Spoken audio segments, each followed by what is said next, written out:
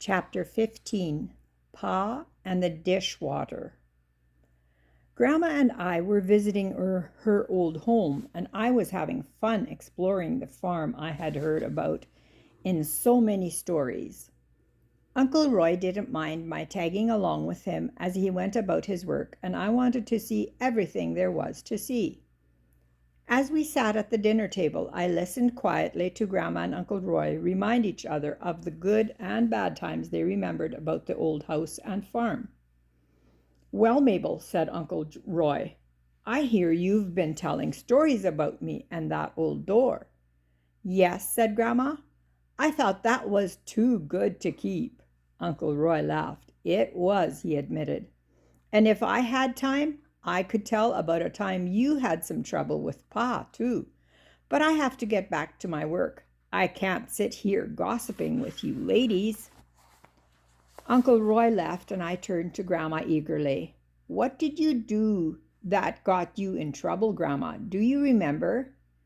"Yes, I think I remember what Roy was talking about," Grandma answered. "I didn't get spanked for it, but Pa was sure disgusted." "Tell us about it, Mabel," said Aunt Julia. "I'll just start clearing the table while you talk." "It had to do with dishes," said Grandma. "I was still quite young, as I recall. Ma didn't often leave me to do dishes alone, but occasionally she had something to do and I managed the supper dishes by myself. This evening was in the winter, and it got dark early. We had no kitchen sink then, so we did the dishes on the table. When the dishes were done, the dishpan was carried out behind the chicken house and the water thrown away. Ma usually took care of this, not only because the dishpan was heavy for me, but because I was afraid of the dark. Nothing could induce me to go past the back porch by myself after dark.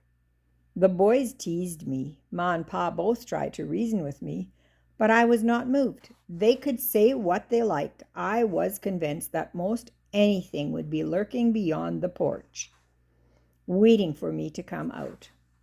So this evening I dawdled with the dishes as long as I dared. I thought perhaps if I took long enough, Pa or the boys would come in from the barn and I could persuade one of them to take the dishwater out for me. Of course, I didn't have much faith in getting the boys' help. They would just call me baby and tell Ma I was acting like a foolish girl. But Pa was usually kind-hearted. I thought I could probably get around him. Ma finally realized that the job was taking unusually long and called to me. "Mabel, aren't you through with those dishes yet? What's taking you so long?" "Yes, Ma," I answered. "I'm almost through. I have to empty the water and wash the dish towels." "Hey, well, hurry," said Ma. "I need to try this dress on you before I can do much more." I knew my time was up. There was no sign of Pa, so I would have to be brave it by myself. I opened the door, and picking up the dishpan, I held it close and backed out, pushing open that old screen door.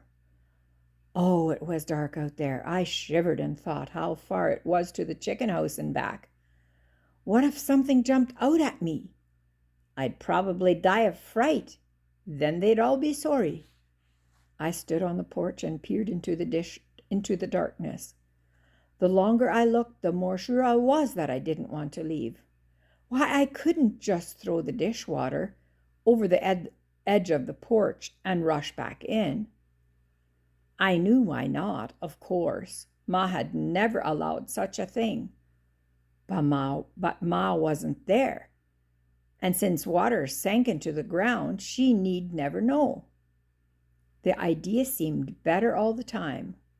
With one look over my shoulder to be sure she had not come to check on me, I threw that dishwater as hard as I could. Unfortunately for me, Pa chose that very moment to come around the side of the house. The flying dishwater hit him full in the face and ran down the front of his overalls. I was horrified. The dark didn't bother me now. I had more trouble than that to think about. Pa sputtered and tried to find a dry place on his sleeve to mop his face. "What in the world are you doing?" he roared. "Are you trying to drown me?"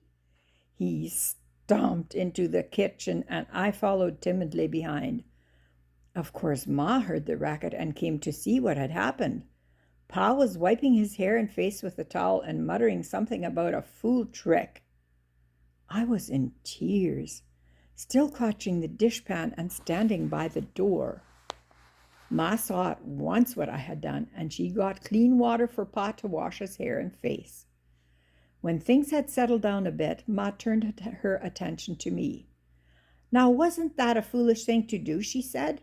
"Why didn't you call me to help you or wait until Pa came in? You ought to be ashamed of yourself." I was.